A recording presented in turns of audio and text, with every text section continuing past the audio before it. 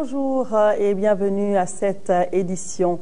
L'atelier sur la transition vers la télévision numérique et le dividende numérique a démarré hier à Bamako. Tous les acteurs impliqués dans le processus ont répondu à l'appel pour cet atelier de 4 jours. L'ouverture a été présidée par le ministre de la Communication, porte-parole du gouvernement, avec à ses côtés son collègue des postes et des nouvelles technologies. Le point avec Mahamadou Doumbia. La transition vers la télévision numérique et le dividende numérique, c'est à cela que pense désormais l'Union internationale des télécommunications, l'Union africaine des télécommunications, les opérateurs de téléphonie entre autres, au cours de cet atelier. Cette rencontre fait suite à d'autres organisées pour le même but depuis 2006 à Genève entre autres. L'UAT, dans sa stratégie de conduire les pays africains vers le tout numérique d'ici 2015, a attiré l'attention des gouvernements et des décideurs sur l'urgence et les enjeux de la transition et à identifier des mesures d'intervention permettant à faire face aux défis, mais aussi à impliquer toutes les parties prenantes, y compris les bénéficiaires du spectre du dividende numérique, au financement du processus de transition. La mise en œuvre harmonieuse de cette transition vers la télévision numérique exige d'ici juin 2015, date butoir, la prise de décisions importantes, tant sur le plan juridique, technique, technologique, économique, que socio-culturel. Au Mali, un comité national pour la transition de la radiodiffusion analogique vers le numérique, présidé par le Premier ministre, est déjà mis en œuvre et une feuille de route stratégique et un chronogramme sont déjà adoptés pour la circonstance. Les besoins actuels sont énormes.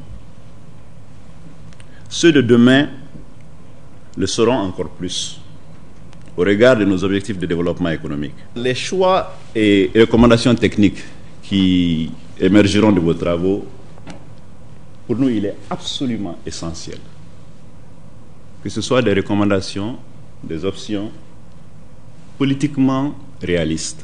De 2006 à nos jours, le gouvernement malien a mis en œuvre une politique volontariste de passage de l'analogique au numérique dans le secteur de l'audiovisuel public, conformément aux orientations du projet de développement économique et social du président Amadou Toumani Touré. Cette mise en œuvre du programme de numérisation s'est traduite par la construction de 4 stations régionales de radiodiffusion, dont 3 dans les régions nord de notre pays et une au centre, l'acquisition des quarts de production et de reportage, la construction d'une station terrienne de diffusion à Bansé et Caillou, la numérisation du centre de Bamako 1, la création d'une 2e chaîne de télévision, le démarrage du projet d'extension de la télévision à 40 autres nouvelles localités. Toutes ces réalisations, dois-je le dire, sont entièrement numérisées pour un coût total avoisinant 28 milliards de francs CFA. L'importance du thème de cet atelier exige de la part de tous les acteurs impliqués de profondes remises en question, une aptitude au changement, une solidarité sans faille et un véritable esprit de collaboration, de partage et de co-responsabilité. Dans un tout autre domaine, c'est parti depuis hier pour la campagne de contre-saison de l'Office de développement rural de Séléngué, une campagne au cours de laquelle 1000 hectares de périmètre seront repiqués pour une production attendue de plus de 6000 tonnes de riz. L'objectif de la contre-saison est de faire face au déficit céréalier occasionné par la mauvaise campagne agricole 2011-2012. Envoyé spéciaux à Séléngué, Gaoussou Touré, Bourama Traoré. Ce groupe de femmes procède au repiquage du riz sur la parcelle numéro 131 du périmètre de Séléngué. Le même exercice est répété au secteur 24 de l'Office de développement rural de Séléngué. Cette opération, qui est en cours depuis le 10 février 2012, consacre le démarrage de la campagne de contre-saison de l'Office. Mais c'est ce lundi 12 mars que le coup d'envoi officiel de cette campagne a été donné. Une campagne dont l'objectif est précis. C'est pour mieux organiser justement la production. Mais cette année aussi, avec nos partenaires, c'est pour sensibiliser un tout petit peu nos producteurs qui malheureusement sont tous partis massivement dans les zones d'orpaillage. Nous avons des difficultés à respecter le calendrier agricole. Or, cette année, il est important de respecter ce calendrier agricole parce que depuis plus de 20 ans, le périmètre n'a pas connu de grands travaux sur ces infrastructures. Donc nous comptons procéder cette année en fin de contre-saison, donc au mois de mai-juin, au curage de nos canaux principaux et puis les drains. Cette campagne de contre-saison procède également de la volonté de l'ODRS de renforcer la sécurité alimentaire au niveau de la zone. Ainsi, La campagne 2012 porte sur 1000 hectares, sur lesquels l'Office table sur une production agricole de 6000 tonnes et même plus. Ce sont des estimations. Et sinon, vous savez, la campagne dernière, nous avons récolté plus de 6000 tonnes. Et la contre-saison de l'année dernière, nous avons aussi récolté plus de 7000 tonnes à l'hectare. Ce compte a fait sur le périmètre de Selengue. Ce sont les femmes qui sont spécialisées en répiquage du riz. Mais les répiqueuses se font aujourd'hui rares, malgré l'augmentation du prix des répiquages à 50 000 francs CFA à l'hectare. Dans cette condition, l'odeur... C'est tes actes, hein? Pourquoi tu ne peux pas lui donner cet honneur de savourer toute une nuit avec toi? Là, de toi-même, tu sais que je l'aime. Tu sais que je l'aime. Tu l'aimes, et c'est quoi alors le problème? Tu ne l'aimes pas. Le problème, c'est que... C'est quoi? Tu pleures? Je ne peux pas. Par ailleurs, la direction générale de l'ODRS a procédé à la remise de 2 motoculteurs à 2 organisations paysannes pour un coût total de plus de 2 millions de francs CFA, somme que les bénéficiaires doivent rembourser sur une période de 2 ans. Nous quittons Selengue pour Caille avec l'ouverture hier de la première session ordinaire de la Cour d'assises de Caille. Au rôle, 35 affaires criminelles seront jugées. Il s'agit des atteintes aux biens publics, des coups mortels, des assassinats, viols, pédophilie et attentats à la pudeur, entre autres. Depuis Caille, le point avec Idrissa Goulou Sissoko. 35 affaires criminelles sont inscrites au rôle de cette première session de la Cour d'assises de Caille au titre de 2012. 75 accusés, dont 4 femmes répondront de ces affaires. Des infractions qui concernent les atteintes aux biens publics, coups mortels, assassinats, vols qualifiés et tentatives, incendie volontaire, attentats à la pudeur, infanticide, viol et tentative, homicide volontaire, meurtre et pédophilie. À la lumière de ces infractions, il est à regretter que les infractions contre les mœurs sont de plus en plus nombreuses. Dans tous les cas, quels que soient les délits, le procureur général a donné l'assurance qu'ils seront jugés conformément à la loi.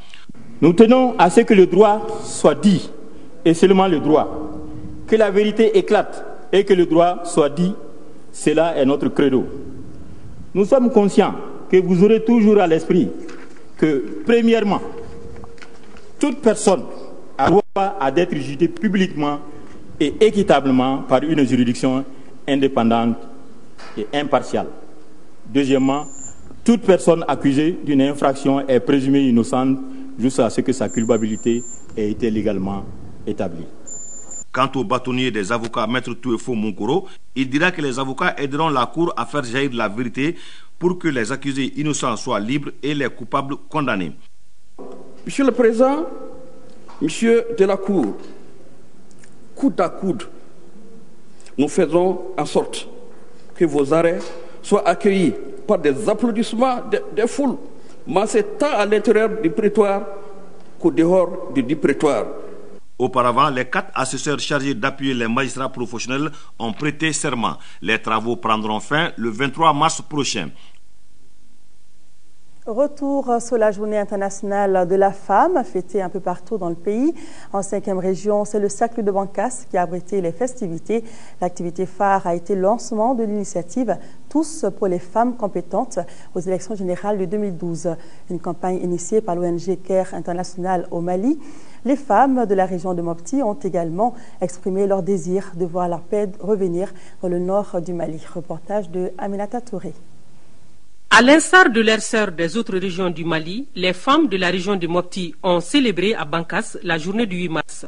Le thème retenu « Accès des femmes aux postes électifs, défis, enjeux et perspectives » prouve une fois de plus qu'il est indéniable que l'avenir d'une démocratie demeure incertain si plus de la moitié de la population se trouve marginalisée et exclue des instances de décision. Face à ce constat, il nous revient d'informer et de former les femmes, et cela sans relâche, que la participation équitable de l'ensemble des citoyens aux affaires publiques est une exigence fondamentale dans une véritable démocratie et une condition sine qua non pour le développement durable. Le lancement de l'initiative Tous pour les femmes compétentes aux élections de l'ONG CARE Mali a été une occasion pour les femmes de mieux appréhender les enjeux de leur participation à la vie politique.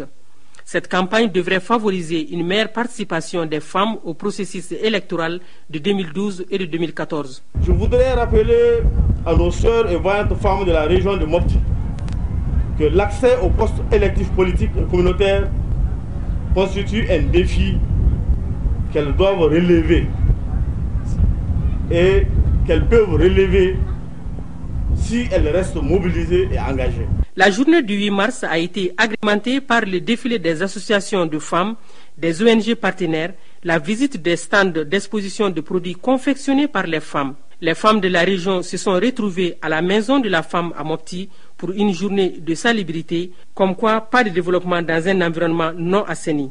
À noter enfin que les femmes de la région ont profité de cette journée pour réaffirmer leur adhésion à l'initiative nationale Les femmes maliennes s'engagent pour la paix. Pour soutenir l'armée nationale, les cercles de Mopti et Banyangara ont apporté une contribution de 386 750 francs CFA et 150 kilos de riz. L'Association des amis et anciens stagiaires du Japon vient de tenir une assemblée générale, c'était le week-end dernier ici à Bamako. À l'ordre du jour, le renouvellement du bureau, le bilan des activités menées et les perspectives. Sorona Kamisoko. Boubacar Dougansé succède à lui-même à la tête de JICA Alumni Association du Mali, JAMA. Il dirige un bureau de 15 membres pour un mandat de 3 ans. Monsieur Dougansé place son mandat sous le signe du renouveau. Nous allons continuer aussi à renforcer nos relations avec le Japon, à renforcer les relations entre les membres et ensuite à élargir l'adhésion des membres et des amis du Japon à notre association. Ensuite, pour les petits projets, on envisage de chercher les financements à travers la JICA pour réaliser des petits projets au Mali. Au cours de cette assemblée, l'association a présenté le bilan des activités menées au cours de l'année écoulée, à commencer par la formation de ses membres, la participation de l'association à la journée du Japon. Le bilan de 2011 concerne aussi la réalisation de 3 projets exécutés par l'Agence japonaise de la coopération internationale au Mali, qui est l'un des partenaires privilégiés du JICA Alumni Association du Mali. Il s'agit du projet d'appui aux communautés de la gestion scolaire. Le projet ayant concerné la création des marchés de poissons à Bamako ainsi que celui relatif au volontariat. Malgré tous ces acquis, le JAMA a connu un relâchement de ses activités de 2004 à 2007. Créé en décembre 1994, le JICA Alumni Association est constitué des amis et anciens stagiaires du Japon. La culture africaine était au cœur de la commune du Mandé le week-end dernier. C'était à la faveur de la première édition du Festival international des arts et de la culture du Kouroukanfouga. Le site a été le théâtre de plusieurs grands événements et cela depuis le XIIIe siècle. Ce festival était une occasion pour les organisateurs de faire de Kouroukanfouga une destination touristique. Nos envoyés spéciaux, Mohamed Diarra et Toumani Diabaté, reviennent sur les temps forts de ce festival. Nous sommes bien à Kouroukanfouga, à l'entrée de Kangaba, la cité mystérieuse du Mandé. Mystérieuse puisque cette ville regorge d'importants sites touristiques à l'image de la case sacrée. L'histoire retient que c'est ici, à Kouroukanfouga, qu'a été signée la Charte du Mandé, la première déclaration universelle des droits de l'homme du monde. L'organisation du festival Kouroukanfouga s'inscrit donc dans le même registre, celui de faire de ce lieu un temple de l'histoire et de la mémoire collective du peuple malien. Quoi de plus normal que de magnifier ce haut lieu de mémoire par l'organisation d'une telle rencontre qui prendrait en compte des pans de l'histoire tumultueuse mais épique du Mandé où tout finit par le dialogue. Nous voudrons souligner un autre acte fort du gouvernement qui est la création d'une mission culturelle à Kankaba. Pour cette cérémonie d'ouverture du festival Kouroukanfouga, les Mandékas ont sorti la grosse artillerie. Un bref rappel des événements du XIIIe siècle s'est avéré nécessaire.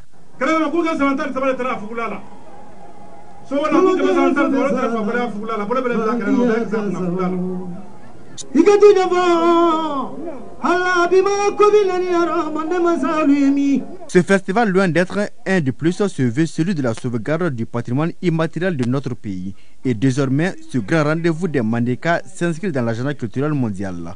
Pour cette première édition, les délégations sont venues de la sous-région pour partager ce moment de joie.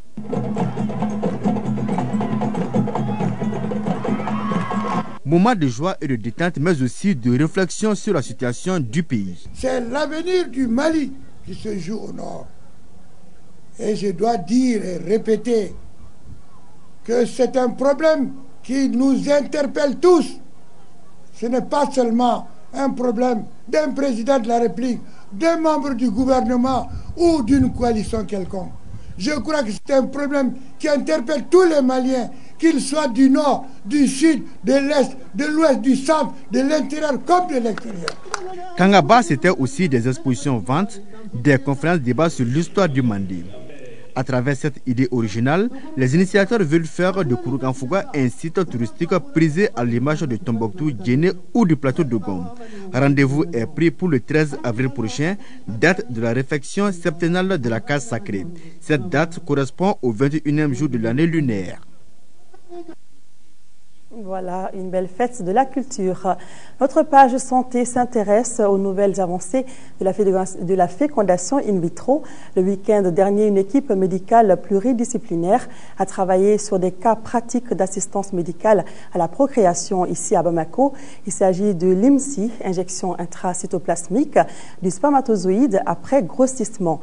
Une méthode qui permet de choisir les meilleurs spermatozoïdes pour une fécondation in vitro avec micro-injection. De quoi s'agit-il exactement? La réponse dans le dossier de Tessira Emmanuel Dambélé.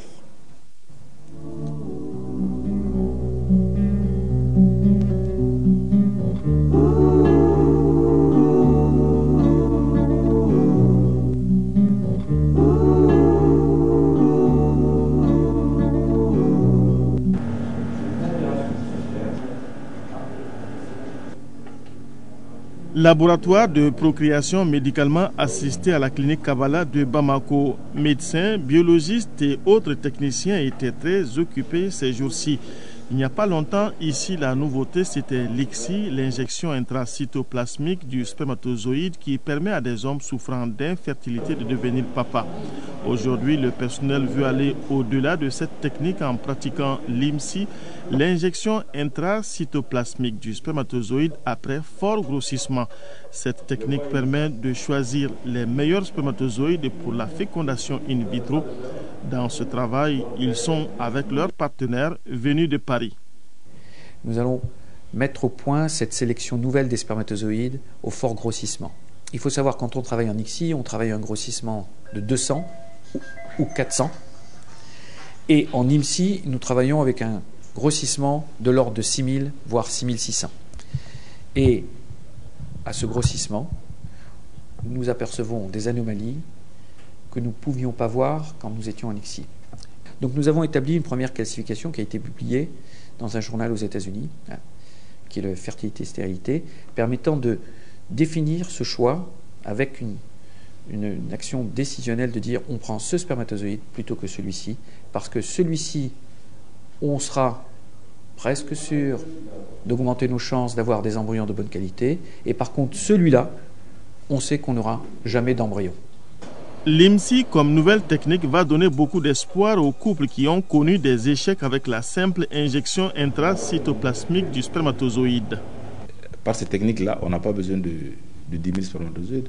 On a besoin de une dizaine, peut-être des fois 5 spermatozoïdes qu'on peut sélectionner par l'IMSI à travers ce flot de spermatozoïdes pour faire la micro-injection. L'IMSI, il y a quelque chose qui est surajouté, morphological, ça veut dire morphologiquement. Il nous permet de détecter des pathologies, des défaillances du spermatozoïde qui influent sur le taux de grossesse. Nous, on veut du premier coup avoir notre bébé et l'IMSI peut procurer cette chance-là. Ça augmente les chances de grossesse et ça diminue les malformations. Ces techniques d'assistance médicale à la procréation nécessitent une formation continue et du matériel de pointe désormais disponible à Bamako.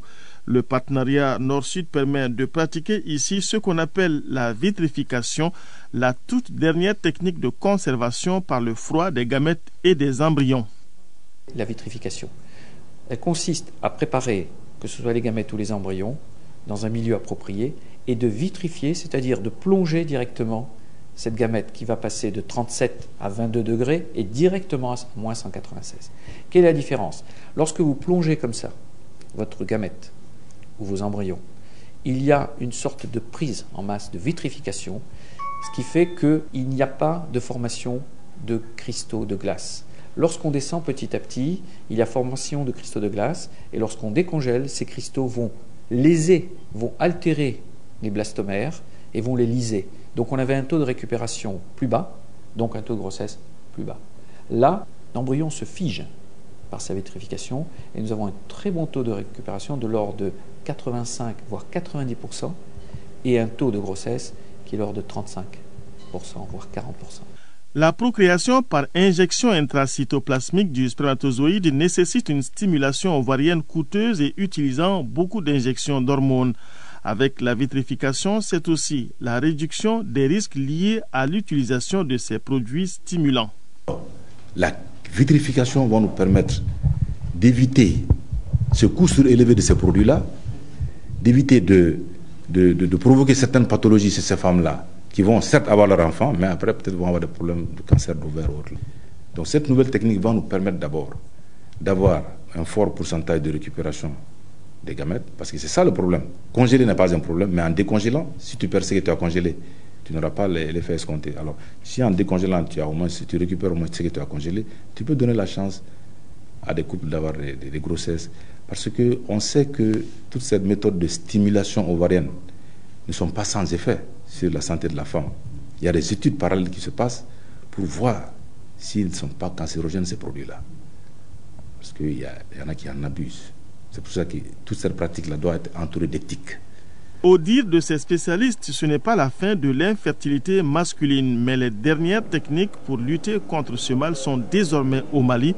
Le docteur Nino, qui au cours de ces échanges apprend aussi sur la spécificité des patients africains, a déjà appuyé de tels projets de procréation médicalement assistée au Cameroun, au Burkina Faso, en Côte d'Ivoire et au Bénin.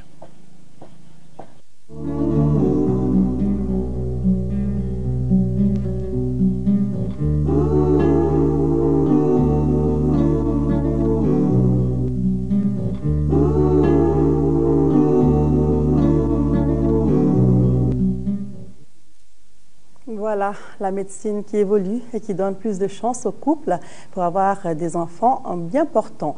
Ce journal est terminé. Ce soir, vous serez avec Sira Bachili. Merci, bonne suite de programme et à demain.